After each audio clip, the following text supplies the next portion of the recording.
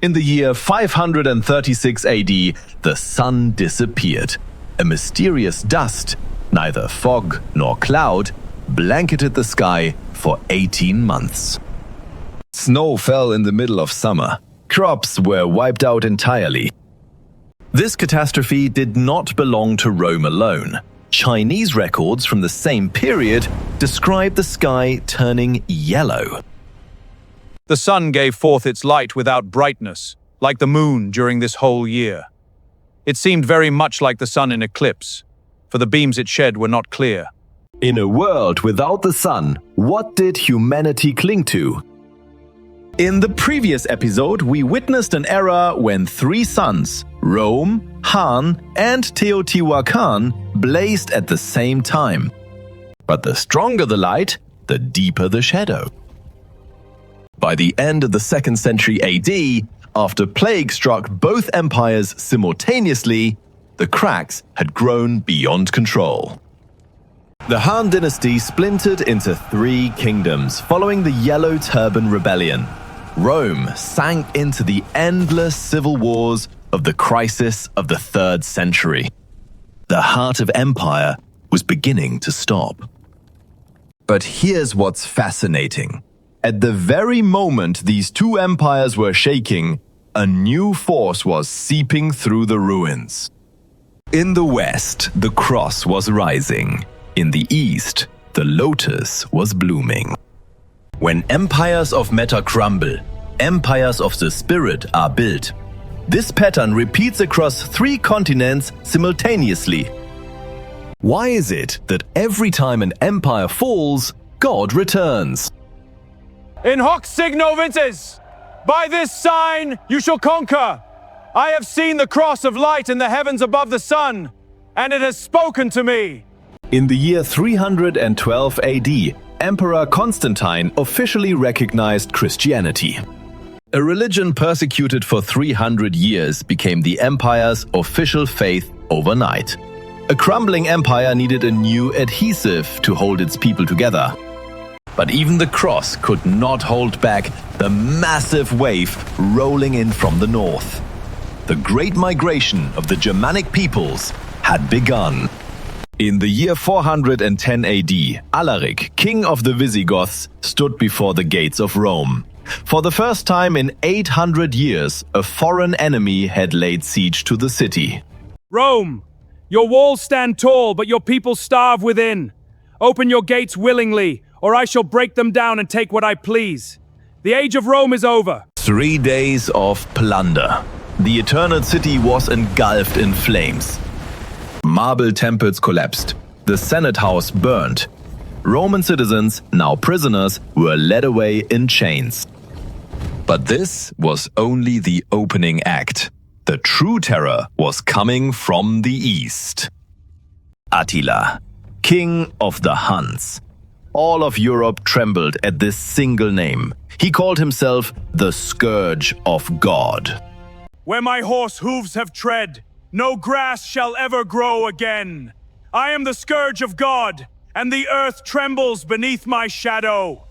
In the year 451 AD, the Catalaunian plains, Rome's last great battle, was fought. A combined force of Romans and Visigoths clashed with the Hun cavalry. Arrows rained from the sky in antiquity's final great confrontation. Attila barely retreated, but Rome's days were numbered. In the year 476 AD, the Germanic mercenary commander Odoacer stripped the crown from the last Western Roman emperor. The Western Roman Empire officially dead. Rome's most powerful legacy was not its roads or its law codes. It was the cross. The empire vanished, but the church survived.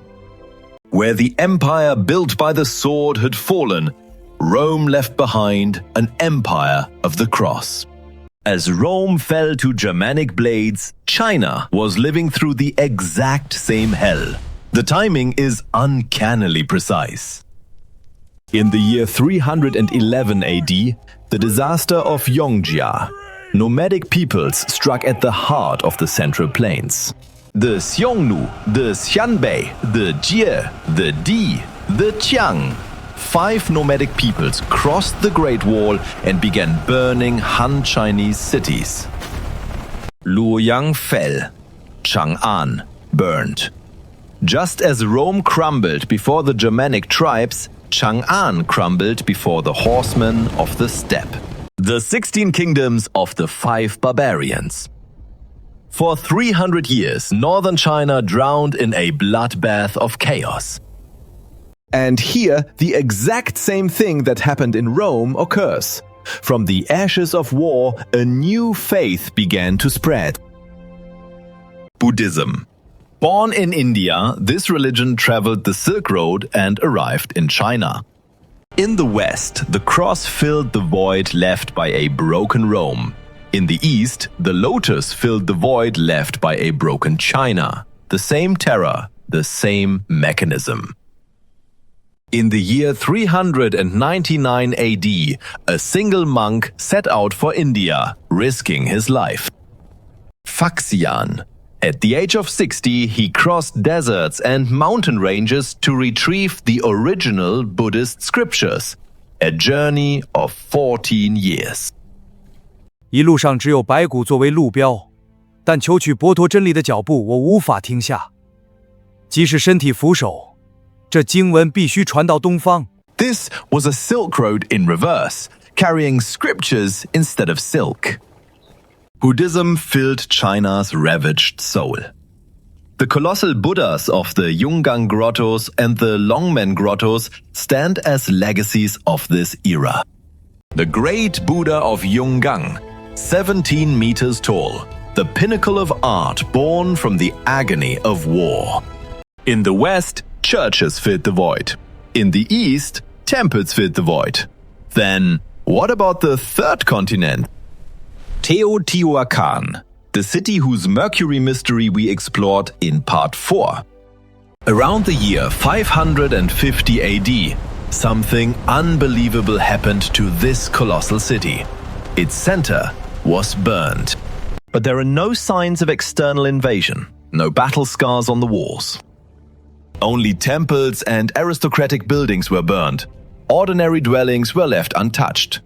This was not an attack from the outside, it was a rebellion from within. Los que están sobre la pirámide alimentaron al sol con nuestra sangre. Ahora quemaremos sus templos con el mismo fuego. Esta ciudad nos pertenece. Rome was broken from without. China was broken from without. But Teotihuacan burned itself from within. 3 empires, 3 forms of collapse. But what followed was strikingly similar. When Teotihuacan burned, the Maya to the south were entering their golden age. They grew by feeding on the ruins. In the year 615 AD, a 12-year-old king was crowned in the Maya city-state of Palenque. Pakal the Great. He ruled for 68 years and transformed Palenque into the greatest city of the Maya world. A legendary sovereign. Soy hijo del sol y heredero de las estrellas. Mi nombre grabado en esta piedra permanecerá hasta que el tiempo mismo llegue a su fin. Palenque brillará por toda la eternidad.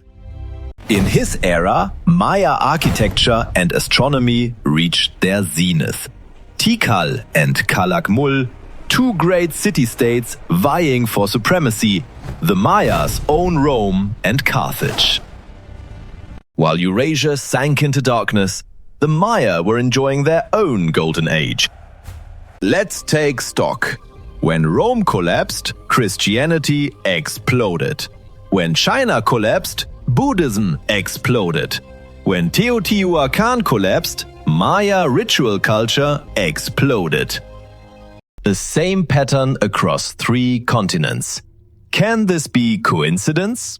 Empires provide order, roads, laws, a system where you pay taxes and receive protection. When that order vanishes, human beings confront a primal terror. Will I survive tomorrow?